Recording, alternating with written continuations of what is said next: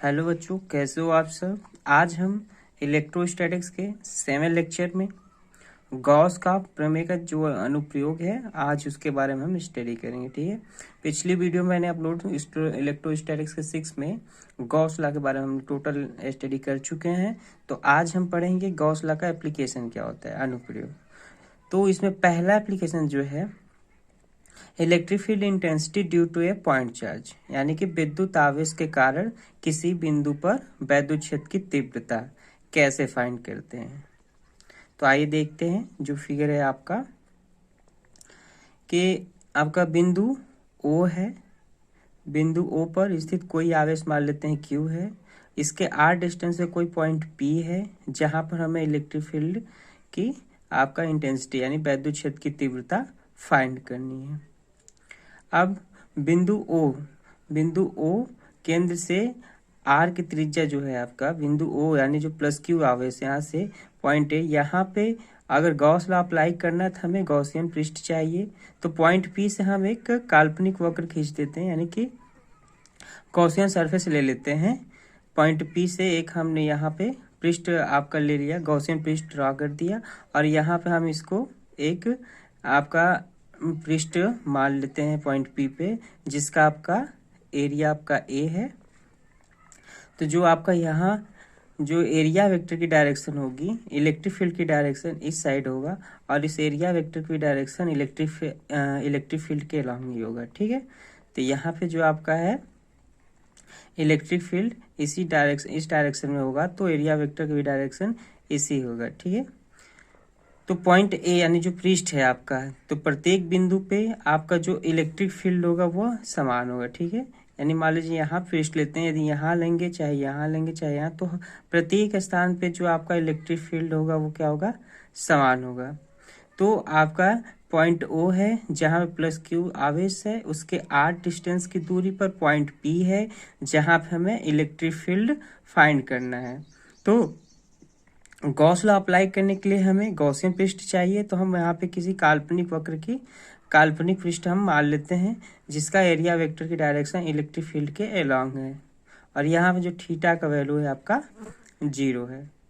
तो इस गॉसियन पृष्ठ से गुजरने वाली कुल फ्लक्स कितना हो जाएगा, तो गॉसियन की सतह से गुजरने वाली टोटल फ्लक्स जो आपका होगा phi E into D A, यानी कि संपूर्ण जो आपका फ्लक्स होता है ई डॉट डी ए, यानी कि एरिया वेक्टर और आपका इलेक्ट्रिक फील्ड का जो वेक्टर की डायरेक्शन होती है उसका गुणनफल। तो आपका इसको ई इंटू डी ए कॉस थीटा, यानी कि कॉस थीटा आपका क्या है यहाँ पे 0 डिग्री है, तो यहाँ पे हो जाएगा ई इंटू आपका डी ए। तो डी ए आपका क्या होल आपका जो होता है एरिया है। ठीक है, संपूर्ण आपका एरिया मान लेते हैं, संपूर्ण एरिया के लिए आपका निकालना है, तो ई इंटू ए। अब ये स्पीयर है, तो स्पीयर का जो आपका सरफेस एरिया होती है 4 पाई आर स्क्वायर। ठीक है, तो ये हो जाएगा 4 pi are square into a into r square into e. तो यहाँ से गॉस लॉ का क्या होता है, गॉस लॉ जो होता है flux Q upon epsilon not होता है। ठीक है, गॉसियन पृष्ठ का तो जो आवेश होते हैं वो क्यू अपान एप्सिलॉन नॉट। ठीक है, फ्लक्स, तो ये आ जाएगा, कंपेयर कर देंगे इसको 1 और 2 को, तो आपका आ जाएगा Q upon E into 4 pi are square Q upon epsilon naught. तो जो इलेक्ट्रिक फील्ड होगा वो आपका 1/4 pi epsilon naught Q upon R square, यानी कि पॉइंट पी पे आपका जो इलेक्ट्रिक फील्ड आएगा कितना आ गया 1/4 पाई इंटू आर स्क्वायर। ठीक है, तो ये रहा आपका बिंदु आवेश के कारण किसी बिंदु पर वैद्युत क्षेत्र की तीव्रता फाइंड करना। तो हमें करना क्या है कि जो भी आपका दिया रहेगा उसका हम इलेक्ट्रिक फील्ड फाइंड करेंगे आपका, फिर उसके बाद आपका तो फ्लक्स हम फाइंड करेंगे, फिर गॉस लॉ लगाकर उसे कंपेयर कर देंगे। ठीक है, तो आपको टोटल आपका इलेक्ट्रिक फील्ड फाइंड हो जाएगा। नेक्स्ट आपका है अनंत लंबाई वाले एक समान रूप से आवेशित सीधे तार के कारण वैद्युत क्षेत्र, यानी कि electric field due to uniform charge या सिलेंडर की आपका चार्ज, यानी कि electric field due to uniform charge in straight wire, यानी कि एक समान लंबे तार में या सिलेंडर की। ठीक है, सिलेंडर के कारण आपका जो कितना आपका वैद्युत क्षेत्र होगा उसको आज हम फाइंड कर लेते हैं। ठीक है, तो यहाँ देख लेते हैं हम, कोई आपका ये अनंत लंबाई की वायर है, मान लेते हैं एम एन, यहाँ से हम मेजर कर लेते हैं।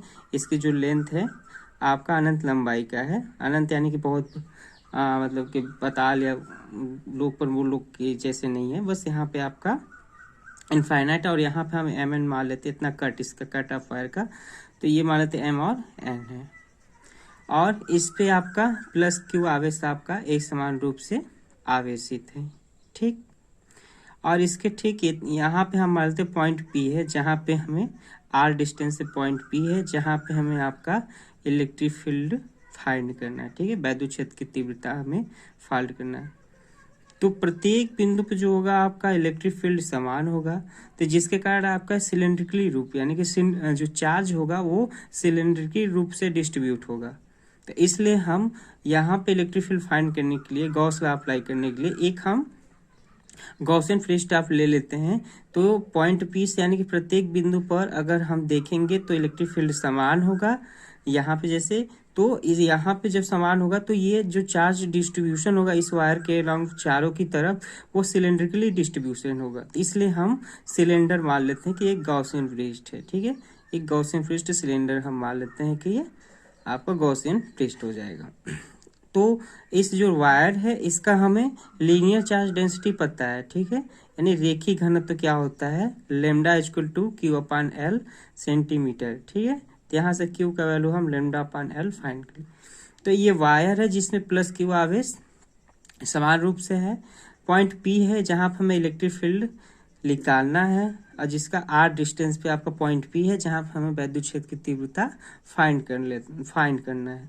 तो यहाँ एक आपका काल्पनिक वक्र यानी पृष्ठ का हम मेजर गॉसियन पृष्ठ की कल्पना करते हैं या मान लेते हैं, तो पॉइंट पी पे, तो यहाँ पे जो एरिया वेक्टर का डायरेक्शन होगा इस साइड में होगा।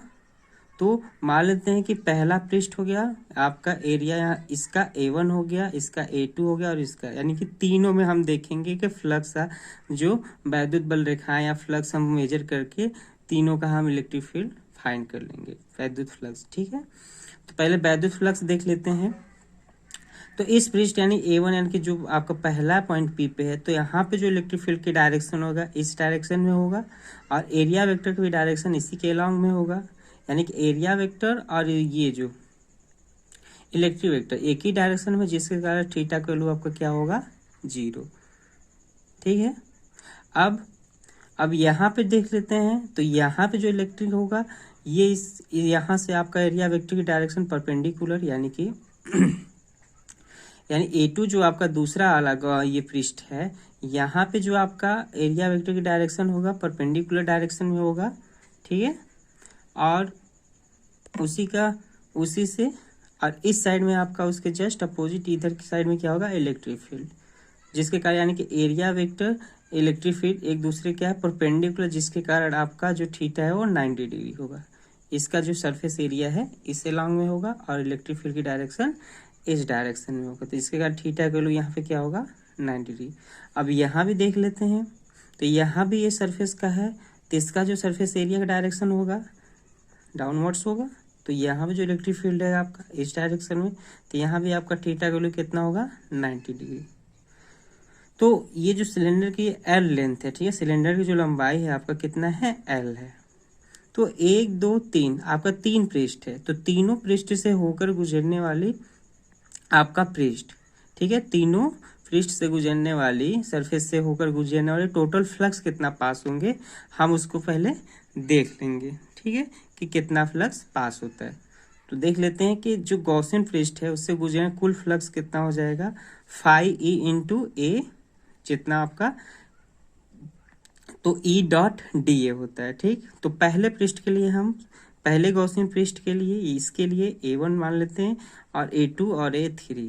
ठीक है, अब यहाँ देख लेते हैं कि A1, ठीक है, तो जो A1 आपका था A1 cos 0 अंश, तो ये आपका कितना था, cos 0 अंश 0 डिग्री। ठीक है, A2 cos 90 2 यानी 90, A3 भी आपका क्या है, 90, तो यानी कि आपका 90 cos 90 0 0, तो आपका सिर्फ किससे फ्लक्स जो पास होंगी, ई into D A, E into D A, यानी कहने का मतलब कि जो फ्लक्स होगा इन दोनों पृष्ठ पे आपका शून्य, यानी कि यहाँ से जो वैद्युत बल रेखाएं पास नहीं होंगी और केवल आपका इस यानी कि सरफेस फर्स्ट से ही आपका वैद्युत फ्लक्स पास होंगी। ठीक है, वैद्युत बल रेखाएं पास होगी, जिसके सारे आपका फ्लक्स यहाँ ही केवल आपका मेजरमेंट कर सकते हैं, बाकी इन दोनों सरफेस पे यानी वैद्युत बल रेखाएं नहीं जाएंगी, जिसके कारण आपका फ्लक्स का मान शून्य होगा। तो यहाँ पे आपका जो फ्लक्स आ गया कितना है, ई इंटू डी ए। तो यहाँ से आप निकालिए ई इंटू ए, यानी संपूर्ण का जो सरफेस एरिया आप यानी पहले का जो एरिया आपका A1 माने थे तो आपका ए। तो इस बेलन यानी कि ये जो बेलन है ना सिलेंड्रिकल, तो इसका जो पृष्ठ का सरफेस होता है वो 2 पाई आर एल होता है। तो ई इक्वल टू क्या हो गया, 2 पाई आर एल। और गॉस लॉ के अकॉर्डिंग क्या हो जाएगा, आपका जानते हो 5E into Q into epsilon naught. तो कंपेयर कर देंगे तो इसको E into 2 pi R L Q अपन एप्सिलॉन नॉट। तो Q का वैल्यू आप यहाँ से रख दो, Q इक्वल टू आपका क्या है, लेमडा एल। तो यहाँ आ जाएगा Q equal to lambda L. तो आपका इलेक्ट्रिक फील्ड जो है आपका है lambda upon 2 pi R epsilon naught. तो यहाँ पे जो है L, तो कहने का मतलब कि इससे के जो इलेक्ट्रिक फील्ड है वो वायर के यानी सिलेंड्रिकल तार की लंबाई पर, ठीक है, एल लंबाई के जो तार हम लिए थे उस पर डिपेंड नहीं करता है। ठीक है, तार की लंबाई पर डिपेंड नहीं करता है, अनंत जो आपका लिए थे। तो ये वैद्युत क्षेत्र पर जो एक समान रूप से तार के कारण जो वैद्युत क्षेत्र के जो व्यंजु ये आया हुआ है, ठीक है, तो ये वैद्युत क्षेत्र की जो तार की लंबाई है उस पर निर्भर नहीं करता है। ठीक है, इसके रेखी घनत्व पे करता है, यानी कि जो क्षेत्र का तार की लंबाई है उस पर डिपेंड नहीं करता है, ये आपका इसका कितना आपका रेखी आपका घनत्व है उस पर डिपेंड करता है, तार की लंबाई पर डिपेंड नहीं करता है। तो एक बार फिर देख लेते हैं फिगर को। क्या था कि आपका इनफाइनाइट लेंथ का कोई वायर है, मान लेते हैं इसमें से MN कोई कट है जिसपे प्लस क्यू चार्ज एक समान रूप से वितरित है, जिसका आपका एक मान लेते हैं कि यहाँ पॉइंट P है जहाँ पर हमें इलेक्ट्रिक फील्ड फाइंड करना है। यहाँ पे इलेक्ट्रिक वेक्टर की डायरेक्शन इस साइड, इलेक्ट्रिक फील्ड की डायरेक्शन इस साइड, और सरफेस आपका वेक्टर जो है D है आपका, इसका मान लेते सरफेस DA है तो इसका D1 है। पहले सरफेस के लिए मान लेते 1 2 3 पृष्ठ है, तो इसका जो आपका इस डायरेक्शन में होगा एरिया वेक्टर की डायरेक्शन, उस तरह यहाँ पे इलेक्ट्रिक फील्ड की डायरेक्शन, तो आपका जो एरिया वेक्टर की डायरेक्शन है इसके अलॉन्ग होगा। ठीक, और उसी तरह यहाँ भी देख लेते हैं, एरिया वेक्टर इस साइड है, यार इलेक्ट्रिक फील्ड इस डायरेक्शन में, तो एरिया वेक्टर की डायरेक्शन इस साइड। तो इससे आपका जो फ्लक्स होगा वो पास नहीं, यानी वैद्युत बल रेखाएं जो होगी इससे पास नहीं होंगी, सिर्फ इसी के अलॉन्ग। ठीक है, सिर्फ इसी के अलॉन्ग आपका जो है आपका फ्लक्स पास होगा। तो यहाँ जो फ्लक्स का मान होगा वह शून्य होगा, केवल यहाँ भी फ्लक्स आपका गुजरेगा। तो हम यहाँ पे फाइंड लेते हैं जो इसका इलेक्ट्रिक फील्ड जो होता है इस वायर की जो लेंथ है, ठीक है, इस पे डिपेंड नहीं करता है। ठीक है, जो हम गॉसियन पृष्ठ इससे लेते हैं बेलनाकार, तो ये कैसा है, गॉसियन पृष्ठ की जो लंबाई होती है, यहाँ पे हम सिलेंडर लिए तो इसके जो लेंथ इस पे डिपेंड नहीं करता है, इसके घनत्व पे डिपेंड करता है कहाँ कितना वो है। ठीक है, तो ये आपका सिलेंडर यानी कि यूनिफॉर्म यानी कि अनंत लंबाई के electric due to in uniform charge straight wire of infinite length या सिलेंडर। ठीक है, तो ये रहा। तो कल हम नेक्स्ट वीडियो में आपका कहते हैं electric field due to charge plane of sheet, ठीक है, उसके कारण 2 एप्लीकेशन है और इम्पोर्टेंस, उसको हम कल अब दूसरे वीडियो में अपलोड करेंगे। ठीक है, तो आई होप कि ये आपको अच्छे समझ में आ गया हो, तो लाइक कीजिए, सब्सक्राइब कीजिए और शेयर कीजिए।